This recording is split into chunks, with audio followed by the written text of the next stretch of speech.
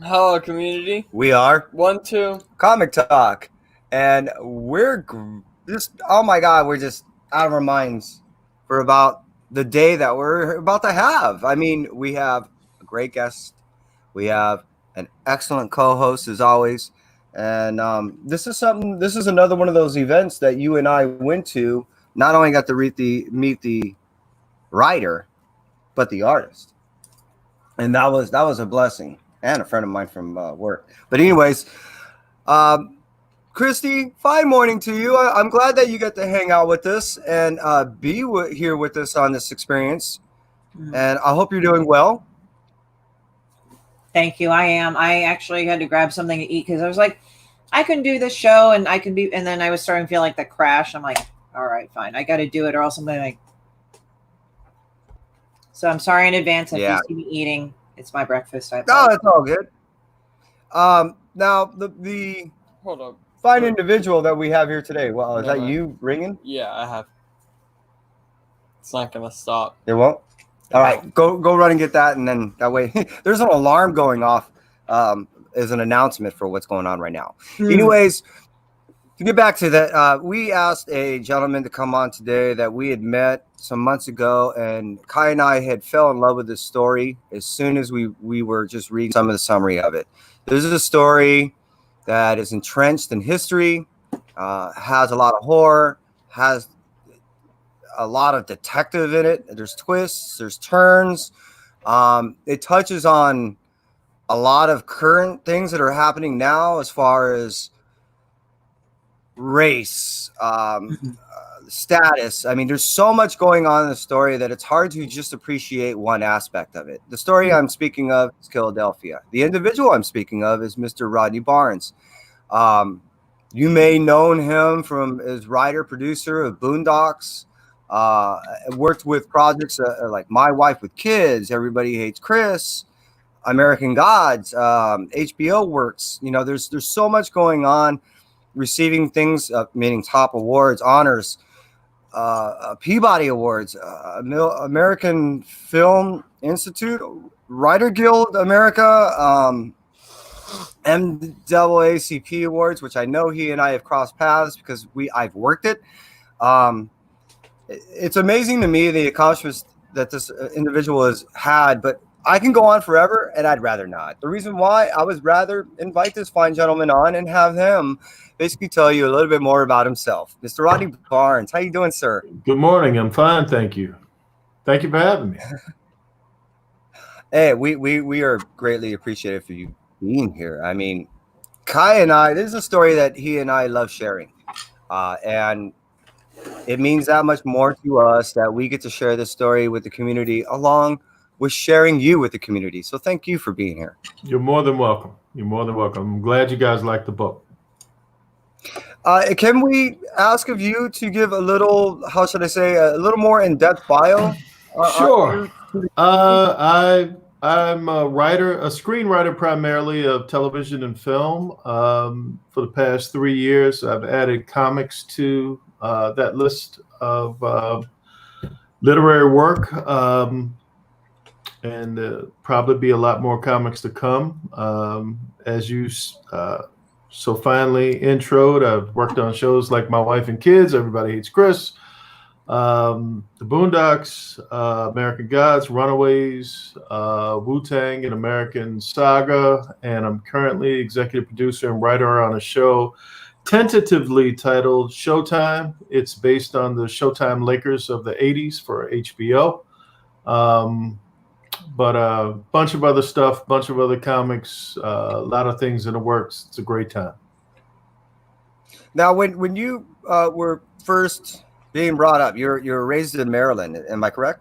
Annapolis, Maryland. It's a small town outside of Baltimore and D.C. Former capital, I believe, of the 13 colonies. Real big on a colonial look that to this day endures. And yeah, I was there for 20 plus years. So in that time, that's where you had not only developed your love for comics, sci-fi, but that was where you pretty much got pretty entrenched with your education. I mean, even what you just described right now, you decided to put all of that into your Philadelphia. So I kind of want to touch on kind of your upbringing a little bit, along with your love for sci-fi and how that was influenced by your area of where you were brought up. Yeah, as you so aptly pointed out, when you're raised in a colonial town with a lot of history, a lot of history around certainly the Revolutionary War in that period, you sort of get indoctrinated just by proximity because you're in it. And it was sort of always something that was omnipresent in my upbringing. This was where George Washington stayed. This is where this happened. It was a slave port, and the city dock is still there, and there are monuments and testaments to a lot of the historical stuff that happened during that period. So when you're around it and you see it and you're indoctrinated in it, it sort of supports when you take American history in school and you live in such a historical place, the two sort of interconnect and you have a tangible understanding of history more so than just reading it in a book. You sort of live it and are inspired by it. And so, yeah, that was something that directly affected a lot of the decision making that went into Philadelphia. I mean, it seems like your love for history is injected into the story. You know, I mean, so I'm assuming that you have a love for history because of I do. I think it's an appreciation for history, but it's also trying to add some of the stuff that you don't see in textbooks, that you don't get typically in movies. The great thing about vampires is that they're mortal and they can be around for 400 or 500 years, so they've seen a lot. So if you're telling their story, it's a story of history. It's a history of the place that they've been, so they've seen things. I think choosing a historical figure wasn't by accident. You know, I wanted someone who was prominent in American history to kind of walk that line of American history so that it would be easier for me to hang other historical tentpoles along the way with him. So talking about John Adams, President John Adams. Actually, that's a good point. That what you're saying. And you had a point, right? Can you bring that up? Well, what it is since we're talking about Philadelphia, how about we go ahead and give the community a little idea of what we're talking about? Sure. What the setting, the main characters. Yeah, Philadelphia is set in the city of Philadelphia, and Philadelphia comes from a name like Chirac. Unfortunately, it's a name that's designated to cities in America that really have a high homicide rate and a lot of violence. And so Chirac, Philadelphia, Bodymore, Maryland, Murderland, someone said to me the other day. To me, it was the perfect place to set a story because it has a lot of American history ingrained in it. It's a place that John Adams frequented when he was alive. It sort of fit a lot of different pockets of what I wanted. You know, it's the place where the Liberty Bell is. And I think in book 3, there's a shot of the Liberty Bell and Adams standing outside of it and the home of the Constitution. So, you know, the main characters, the story takes place on 3 tracks. There's a father-son dynamic. Father-son, one's a homicide detective. The other one's a street cop from Baltimore. And they have their own thing happening. There's John and Abigail Adams, former President John Adams, and his wife, Abigail. And that's another track. And then there's a character, Seesaw, Tevin Tompkins, who's kind of is a voice of the street and a voice of the people of Philadelphia, I guess, or people turned vampire, voice of the street. So those are the 3 tracks, and they all sort of converge over the course of the first 6 issues of the book. The idea is each has a different perspective, and it's much like in America, how you have a lot of different groups and each group has its own perspective on how it sees the world, but inevitably we all come together, and we're all affected by the same things. So there you go. Yeah, I think he and I, again, he was reading this earlier, and what I think hit me hard because I was asking the name of the character, which was, like you said, Devin. Mm-hmm. He, to me, seems like he's the moral compass speaking out for the how to say, the masses, I guess, the subjugated masses. Is that Yeah, right? I mean, I always looked at it like Adams believes, John Adams in real life, from everything I've studied, was sort of a progressive of his time. He didn't have slaves.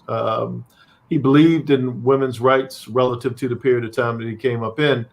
And he was very progressive. So my thought was, if he were to come back and be a vampire and he were to start an army of vampires of sorts, that it would probably be comprised of people who had been left behind, like the 99%, people of color, poor whites, just people who had sort of been left off the list of those taking advantage of the American dream. And so that frustration, that angst, that feeling of being left out, that would be something that could be capitalized on. And once you give an individual who's had nothing immortality and a sense of perspective, then they would be loyal subjects. And I think for the Seesaw character, not so much. He's still sort of a free thinker. And it's only exacerbated whatever potential he had that was untapped when he was a human being. Which, I mean, what I thought was kind of neat is when you start testing your mortal thoughts when you're immortal, that is when you have conflict. And I think that's what he was able to retain, even though some of the others had lost, is he was still human, even though he was no longer human. He was able to maintain those, I guess, human morals. Yeah. And that's what allowed him to have the questioning of the acts that are happening in the book. Yeah, it's like when, as you said, once you retain a degree of humanity and you don't get caught up in this new toy of power that you have, what happens is you start to be able to take a step back and say, hey, the thing that we're doing to people was actually the thing that was done to us in the first place. So is that any better? And that ability to have perspective and humanity is the thing that sort of separates him from the masses. What I found, and I think we even see that. Go ahead, please. Oh no, I was just kind of thinking, like, when you were talking about like the American dream versus like been used by people to get power over other people too, like versus the quote unquote 99%. What I find interesting, it's like I kind of chuckled when you mentioned John Adams because I immediately thought of Paul Giamatti, who yes, a lot of people do. Yes, yeah, it's like that's why I kind of chuckled. But then now he's playing a billionaire on Billions, like the people moving and shaking and making the money and all that. So I just thought that was kind of interesting, that juxtaposition where you're coming from like these ideals and everything, and a person that does these ideals, but then those ideals can be abused to get things. I mean, it's not that the ideals are terrible. It's just that sometimes the implementation of them can be questionable. And then it kind of makes you question within these structures, like there are good and dark sides. Well, it's like capitalism to a degree. If there's a benevolent form of capitalism that includes everybody, the masses, the thing that we would hope trickle-down economics provides. But then there's also an oligarchical dynamic that I think that John Adams and folks were trying to get away from in Great Britain or in England. And now when you look at America and you see who actually runs it, it's corporations and it's billionaires. And so, oftentimes I was reading something the other day where I believe Jeff Bezos is about to be a trillionaire. Yeah. And a lot of the workers don't even make $10 an hour, or, they struggle. And, you really can't be, you can be mad at Mr. Bezos, but that's sort of how capitalism works. It's to continue to capitalize and to continue to build. And I think when you're trying to use a principle such as that as your foundation for how you're going to live, but then there's a human dynamic as well of people that are hurting who have been left out of that process. How do you juxtapose the two? Yeah. You know, humanity sometimes gets lost in the desire to be rich. And I think therein lay a big part of a lot of the problems that we face as Americans. Yeah, I think it's like there's like you get into the ideals of like the camaraderie, you know, the loyalty and all that, whether it be from, you know, like, and it sounds like weird, but I'm going with this, like with, sorry, and my cat's also getting. No, it's okay. It's okay. But it's like, you know, from corporate business or business to law enforcement to military and everything, there's this good side, but then there's this very dark side that can open up to abuse. And we're seeing firsthand that kind of peeling away. Like one person actually said, oh, this is the apocalypse. But when you look at the Greek version of apocalypse, it's peeling away. Mm-hmm. You're peeling away and seeing, okay, it's not just good cop, bad cop, good worker, bad company, all this other stuff. It's like, okay, there's this other aspect that can be very, very toxic and screwed up. And we need to address that. Yes. You know? And I think a lot of what we go through as a society sometimes is not wanting to deal with those things or not wanting to evolve. There's some people who want it the way it's always been, and others who want to do exactly what you said, where to peel it away and start to work on certain things and deal with things that the hanging chads of dysfunction in a society. Yeah. I mean, I can say for me, I grew up in a world that was very traditional in its thinking, which would be patriarchal, misogynist, all of those words that today, like you don't know it because you're dealing with a certain type of thinking. But then when you leave the nest of the world that you've been in and you come to another place and the thoughts that you developed and held dear for so long are challenged because you're in a more progressive world, you start to go, oh my God, I was wrong. I have to learn. I have to do things in a better way.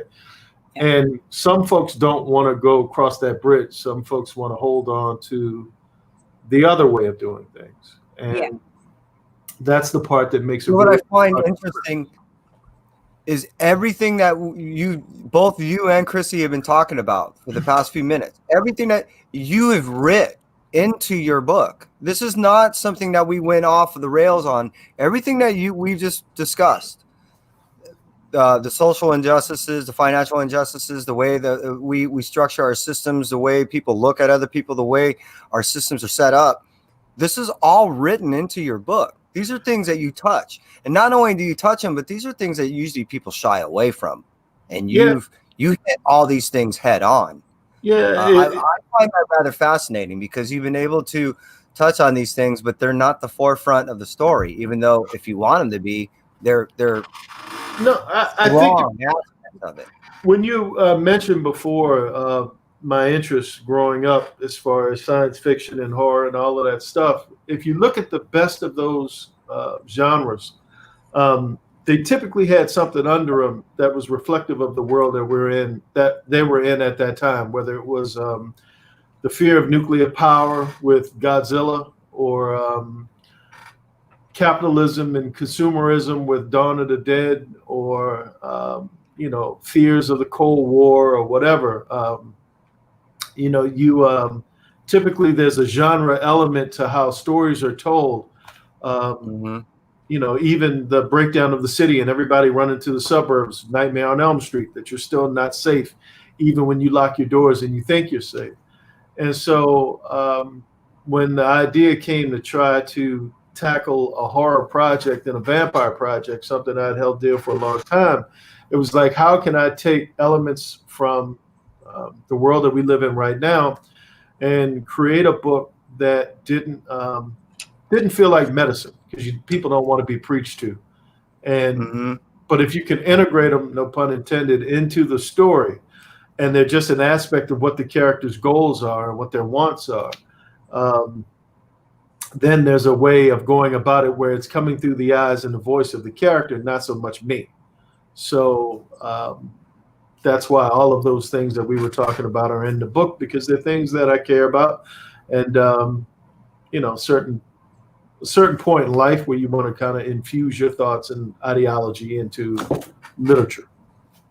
So There's definitely a way of communication. Like if you are just saying, I am this, I am this, I am this, I am this, it's like people tend to raise their hackles up and say, okay, I'm not listening to you. right. But if you do it in a way where you're like, yeah, I'm this, I'm doing the thing, I'm doing this, I'm doing that, this doesn't seem right to me. I don't know why, and I'm conflicted, and even making mistakes in your story, the character making mistakes. It's like people go, yeah, I can relate to that. Instead of putting this person on a pedestal, I think we're kind of at that point now where we're destroying pedestals because it's like we're realizing everybody's human in this sort of weird fashion. And I actually think, if to your point, I think that the quicker we can get to that place where you realize that everybody's flawed, that's actually a line in book 6 that I can't give away. But but that is one of the characters comes to the conclusion that you just to the point that you just made, that everybody's flawed. And a therapist told me once, not that long ago, that there are two types of people. Everybody's flawed. They're the people who are flawed, and they walk with their flaws, and they try to work on them, and they try to get better as people. And then there are people who define themselves by their flaws. They're actually proud of them. They actually extol them as virtues as to who they are. And the quicker you can decide which side of the fence you want to be on, I prefer to be on the one where you're trying to work on them and make them better. It sort of speaks to the divide of who we are as a society right now. You have some people who you're polarized, and one side has one hardcore set of beliefs, and the other side is wrestling with their beliefs and what they want to be. And it's fluid as to, what we're going to follow this week. But all of that stuff is interesting to me. And to make a book that was just about that stuff sort of felt like nobody's going to want to read that. I probably wouldn't want to write it. But if you can make it to where there's an engine and a narrative that's about something else at the center of it, you can hang all this other subject matter on it, and hopefully make it satisfying and entertaining. Mm-hmm. I was just telling Kai, in the house, one of the ongoing themes I've said about myself is Dad's not infallible. The idea behind that is to remove the title of dad. So they can just look at me as an average person. So they can look at everyone as average people and not have to get past the title and think of some predetermined idea of what a person is just because of a title. Yes. I try to show my humanness in this own household, so they don't look at me as something that I'm not. I try to remove that right out upon day one. So when you were talking about that, that's why I'm like, yeah, I identify. I do think like that. I never knew you. I never knew that was a statement, but I that is my mindset. I think like that. I just think of people as people. It allows us to learn from our own selves, you know what I mean? And then, and again, back to your book, it allows me to then look introspectively when I see things and ask myself, is this me? Or can I identify with some of these flaws? Or is this really a true representation of how certain things are happening in certain areas? Because I live in my own little micro cosmic area, you know what I mean? It's how am I supposed to judge how everyone else is supposed to live? I can just only perceive my own little area. So how often and how much you've touched on here only allows me to expand on how little I know. Yeah, well, I think if you look at every character in the book, whether you see them as antagonists or protagonists, they all are wrestling with something. They all have something that, whether they're the street kid that's turned vampire or the former president turned vampire, it's like they're all wrestling with something that's sort of a thorn in their soul that they're trying to pull up. And to lesser or greater degrees, as long as the book exists, it'll always be that. There'll always be some form of something on the inside of each character that they're trying to work through. Because I think as people, we're trying to work through the stuff that we have to work through. And you don't grow up with that. Oftentimes as a kid, you think that, they're good people and bad people. That's sort of how television portrays the world. And once you get to a place where you realize everybody's got something, then you can be more empathetic. The door opens up to being able to be more empathetic to people and more empathetic with yourself. And that certainly took a long time for me to sort of even scratch the surface to in myself, of being able to see that, it's okay to admit that you're not perfect and that you don't know everything and that you've made massive mistakes. Not to beat yourself up over it, which is another aspect that's hard to let go, but to realize that we're all, everybody, like social media has a way sometimes of making it seem like other people's lives are perfect. And it makes you look at your life and say, my life isn't I hope we get him back. very good. But we lost. No. Yeah, you lost me? I'm hearing you fine. So Okay. I think sometimes Kevin's things hiccup, but I'm okay. I think he's back a little bit now. So Yeah, we're good. Yeah, All we're all good. Cool. No, so just saying that, once in regards to the book, how all of this relates to the book is that there's no clear-cut victory ever. There's a conclusion to a story, which is why the story is told in arcs, but there is no definitive winner or loser on either side because the war just rages on. As I think in real life, I don't think we'll ever get to a point where everything's just like nirvana and just everybody's loving everybody. But I think what you want is just a functional society where more people than not, respect others and are able to move forward in a way that's healthy.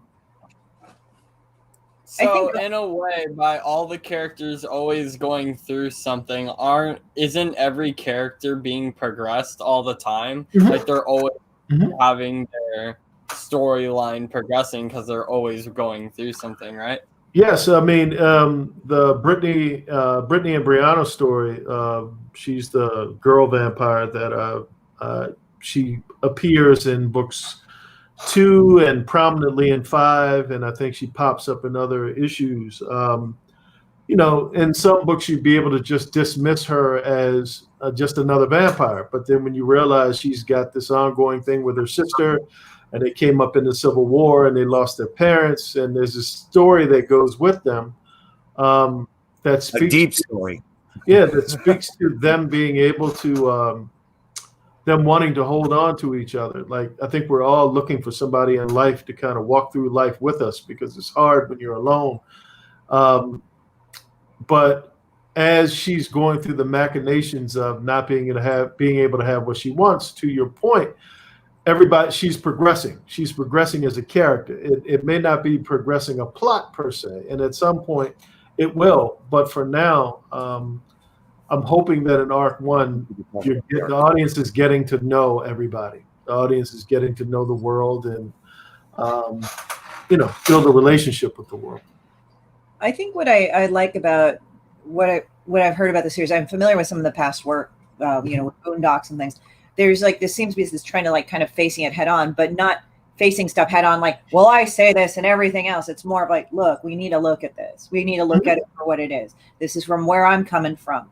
It's not pretty, but it's not all bad, but it's not all great. But we have to look at it, without, kind of becoming defensive as much as we can, to not shutting each other down, but also not disavowing the other side's, point of view. I mean, you don't need to agree, but I'm just saying, taking it all in for a conclusion or some sort of better answer than what you have, or a more informed answer. Yeah. I think that this is good because sometimes I see that lacking sometimes in movies and comics because, I'm just doing this just to do this. And it's like, okay, well, I see what you're doing to progress the story, but I don't see what you're doing to progress the character. I'm not vibing with a character in that way.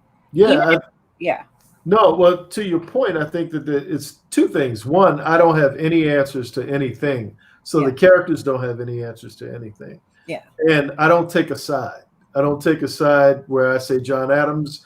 I try to make his point of view as plausible and relatable from people who think like him. And then on the other side, with the Sangsters, their point of view is just as valid. So there isn't like you said, it's not just like to advance the plot, this is what the character wants to do.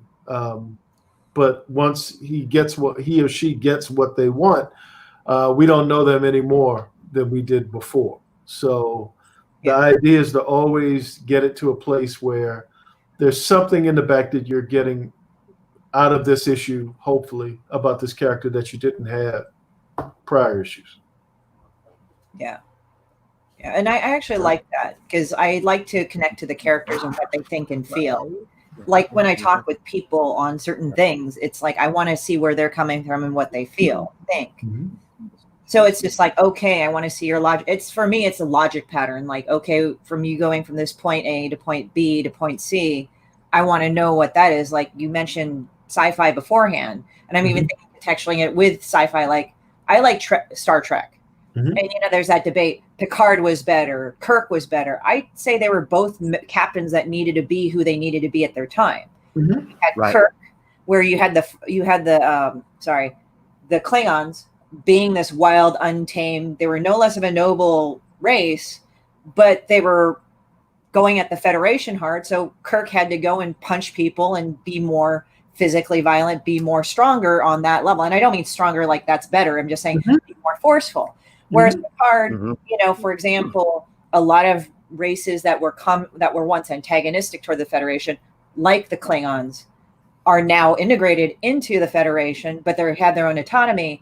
But that allows for more subtlety and more power playing, like because now they have to deal with the Romulans more head on, and they're more subtle. They're still warlike, but it's And there's still friction. There's still friction within. Like Worf will go Worf every once in a while, but Right. there's still Klingons. They don't stop being who they are to assimilate into whatever the Federation wants them to be. Like you said, they bring their own stuff to the table, but they're at the table. Yeah. And the thing is that Picard, like, he doesn't feel the need to be more, embattled, more forceful or anything. In fact, like the enemies or the main antagonists in Next Generation, like the Borg, they assimilate you. They cuddle, they grab you, and then they assimilate your brain into that. So it's more of mind games. It's more of diplomacy. It's more of this, even though there is some action. It's not quite like Kirk. Right. But at that argument, I have to say both were fine for their time. Yes, very much so. And I think they both spoke, especially those two. I think the original Star Trek and Next Generation, I thought those two more so than the others. I like the other ones, but the connection I have to those two, and maybe it's because I was watching TV more during that period of time, to me spoke very much to what was going on in the world. The first one, they dealt with racism and thought almost like a Twilight Zone-y way of dealing head on with the problems of the day. Next Generation got into toxic masculinity and patriarchy and a lot of different things that were closer to the world that we're dealing with now than anything else. And I haven't seen the new ones, but those two in particular certainly stand out to me as being what you described. Yeah. I mean, that's the thing. It's like I like Star Trek for that. Gene Roddenberry. The late great Gene Roddenberry. Yeah, definitely. Right. So I want to talk about the art. Yeah, can we talk about Jason's art and how he's able to? If we have to, I'll guess. Yes. Yeah, I'm taking I think he's great. He's really been able to bring to life, I think, the feel of what you're trying to convey. Not just pictures, you know what I mean? We talk feelings a lot, Jason and I. Just yesterday when we were going over book 7, and he sends me the pages early sometimes as he's going, and he's great with being able to capture what's under a scene. It's like it's one thing to write. You can write the prettiest words in the world, but if the art doesn't complement it, it's really hard to get your message across because it's what people see first before they even read the words. And Jason has a way of, from the beginning, I mean, when we first met, the first time I went over his house and I saw all of the fine art that he had on his walls, the first thing that hit me was you feel something with every image. It's like every image sort of evoked whatever it wasn't just the painting itself, it was what the painting was trying to say. And everything sort of had ambition behind it. It had that I want to make you feel something. And so my thought was if I could come up with a story that supported that talent, that unique talent that he has, that it would be pretty special. So yeah, he is. Without Jason, there is no Philadelphia. Yeah, I'm looking What at. I've noticed. Oh, I'm sorry, Christy. No, I mean I'm an artist myself. So I'm just like looking at some examples of his work because I'm more visually like familiar than just names. It's not that I don't remember names, it's just I record things better visually. And what I like about his work is that it's extremely organic, like that rough edges and everything. It's not overtly polished. There is a place for that. Mm-hmm. But I just like how it kind of fits grittily into almost a film noir detective thing. Mm-hmm. But it's colored, like it's colored with beautiful water. I don't know what medium he uses, if he uses digital or I'm guessing maybe digital, because A digital. little bit of both, but digital primarily, I believe. Yeah, and I just like how it's set up. You know, it has the right amount of color, like there's the sepia tones and then the blues and all that. But I liked how like the words, because what my issues with a lot of comics is that, and that would probably be the letterer, when there's like somebody screaming, sometimes it can be too polished. Mm-hmm. And that's what I like about it. There's like this organic sinking into the whole layout of the book. Yeah, no, his work, not just as an artist, but as a storyteller, is profound. I mean, I think he is, he's certainly special. I mean, he, along the way, I began to write to what I believed his strengths were. And there were a lot of things that, a lot of the splash pages were just me being a fan, wanting to see what his heaven and hell would look like, what his demons would look like, what his vampires would look like. And so as a fanboy and a fan of his, I would write to what I wanted to see from him. Mm-hmm. So, yeah. What I had made mention when I had first met you at Krusty Bunkers along with Kai, we were speaking both with you and Jason. What I had made mention to Jason was what I appreciated about his work was that it seemed like it brought me into the work. Mm-hmm. I was very enveloped into it really brought me in. So some people's stuff pops, other people's stuff is very bright, vibrant, where his, every time, no matter what he does, it seems like it's sucking you into the picture. It's Yeah. You forget that sometimes you're even looking at an image, because like you're saying, you're so involved and beyond just the imagery. There's an underlining message. So what I appreciate is with your words that was being depicted by his images, the two work so hand in hand. Are you guys working to where you're constantly in contact with one another, or I mean, Yeah. how does this work? Yeah, I mean, Jason lives we live a mile apart. So between physical proximity before the pandemic and, we talk every day, like multiple times a day, via talking, like hearing our voices or texting each other on a regular basis. It's a constant. So there's a lot of collaboration. There's a lot of, what's this look like? What were you thinking? How do you see this? Or me saying, what do you think of this panel? Is it too many panels on this page? We're very collaborative. We're very close. Can you hit him with that one? What inspired a history-rich vampire story? What inspired it? I think for me, a lot of times the problems of the world that we live in today didn't start today. It's sort of like diseases like cancer. They don't just spring up like a cold. They typically take years to kind of come to rise to the surface. And I wanted to be able to speak to that. I wanted to speak to a world. I wanted to build a world where the past was connected to the present. And no other monster, for lack of a better word, fit that more than vampires. It's like, yeah, you have the Mummy and you have other, characters that are set in the past, but they don't necessarily have a relationship that is present all the way through. It's like they can be 400 years old, but they can speak to each of those periods that they lived in. It's not like they do have periods of being dormant when they're in the coffin, and they can be in the coffin for 100 years.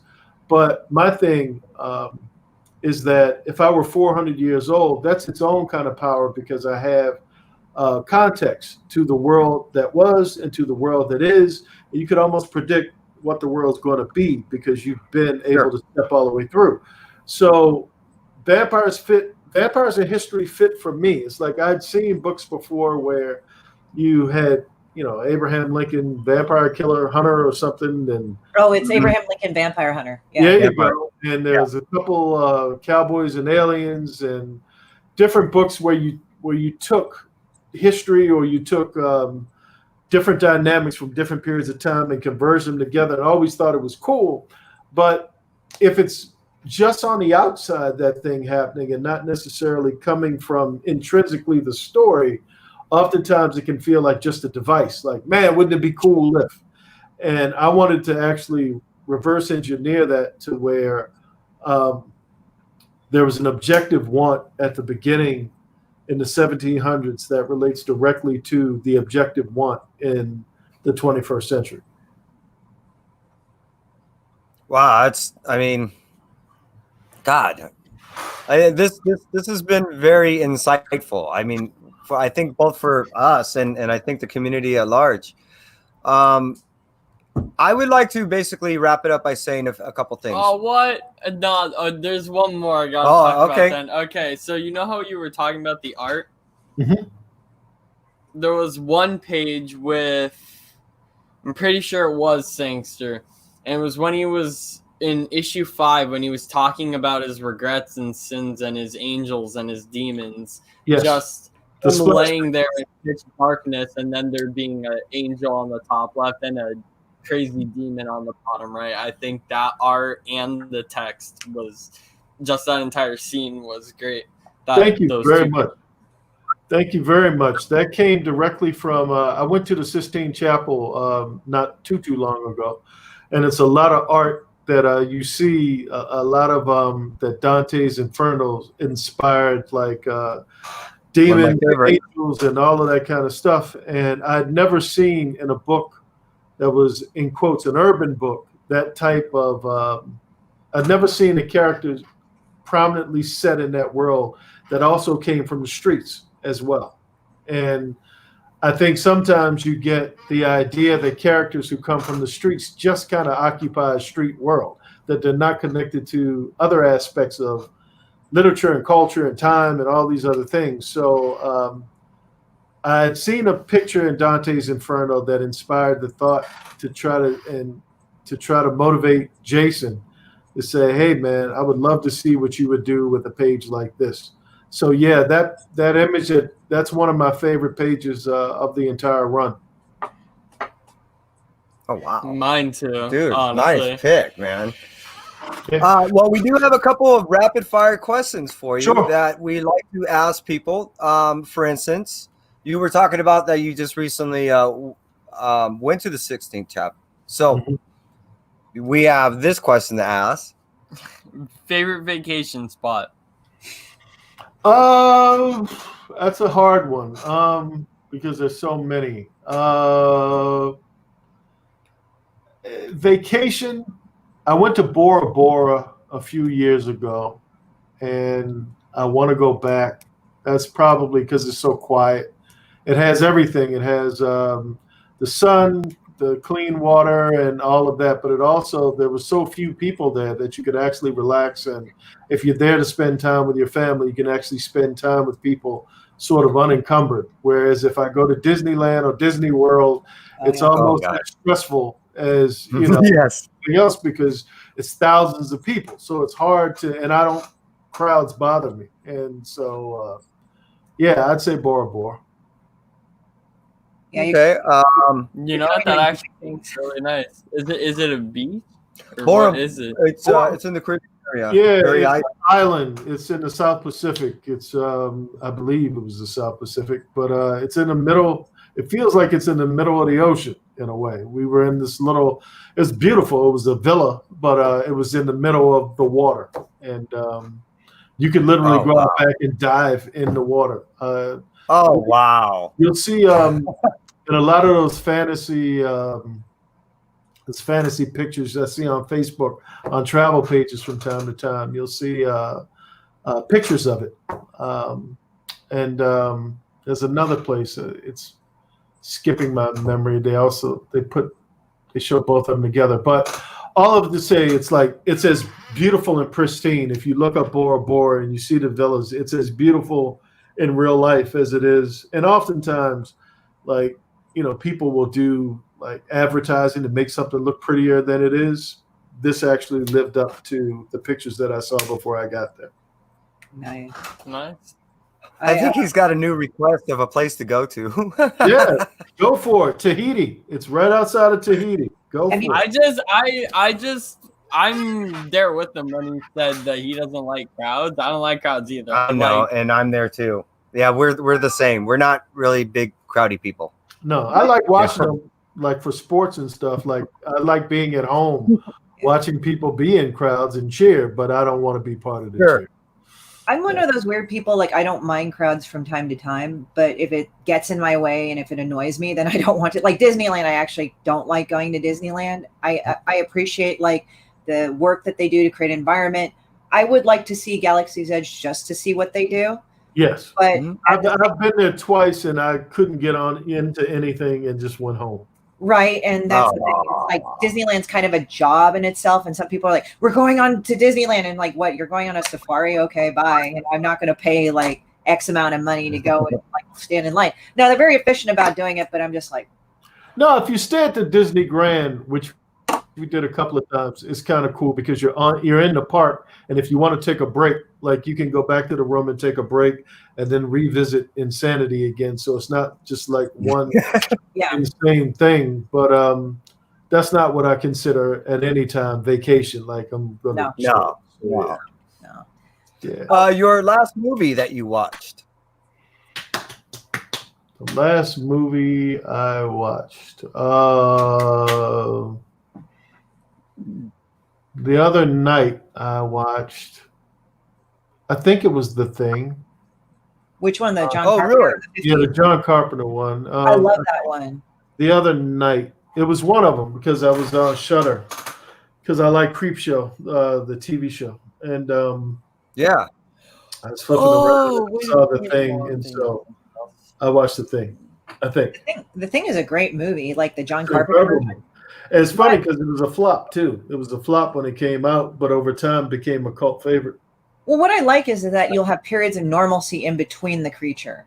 Mm-hmm. And then it'll just be this horrible thing. Like my favorite scene, even though that's the worst scene for me because I'm an artist, is, where he's being rolled in and he's apparently his heart stopped. So they open up his chest to defibrillate him and it bites off his hands. I'm like, oh God. And then his head peels off. Yeah. You're like, oh shit, but I like that. And then the next favorite scene that I liked in that movie was you sit there, they're sitting there in the chairs, and they're all tied up, and McGreevy's like, okay, we're going to test you who it is because it's too quiet right now. And they put the flame near one guy's blood, and then like it starts like freaking out. And then he starts changing into the creature, and everybody's like, oh God, they're all freaking out. And it's all practical effects too. So it's not too much CGI because they didn't have CGI back then. Yeah. So it has to look sort of kind of real. It's not like it doesn't look like a cartoon, which I hate. But the dog. I just realized I did neglect something I do want to bring up that Mr. Rod the Rican here is bringing up. And I do know that you are working on the production of Philadelphia. Could you give the community just a little brief how can I say, a little bait so they can, chomp on some, foam at the mouth that's what's to come? Yeah, Philadelphia has been optioned for television, and a script has been ordered, and I'm writing that script as we speak, and hopefully good things will happen. Is it going to be an ongoing series? Will it be 1-2 hour thing, or an ongoing TV series? The same with the book. It's like it's ongoing. There's enough story. I've got probably 4 seasons of television in my head. And as time, the way TV works, if people were interested, if you were blessed enough to have 4 seasons of television, I'm sure that I could 5 or 6 would be there. I wouldn't want it to be like, I don't want to say the name of the show, but there's a show that I think is kind of a little long in the tooth that's been running for too long, that in the beginning I thought was fantastic. I think that, 4 or 5 seasons of great TV that's all I ask. That's all I ask for. That sounds pretty good. That sounds great. Are you kidding me? So, I guess Considering that like most things done like 1 to Oh, 2. right. They're lucky. If they're lucky, they get 2, seasons. But that's actually very... God, I'm so appreciative, so grateful. I mean, we can't be any more happy. Is there anything that you would like to ask of us?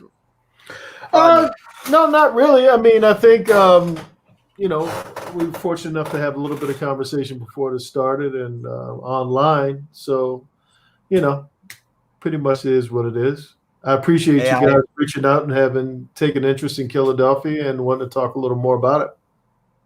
We look forward to the next arc coming out. We are looking forward to the next issue coming out.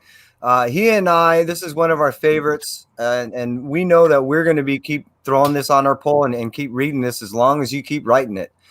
Christy, we're grateful for you hanging out with us. And I would say from us at 1, 2 Comic Talk, we're out.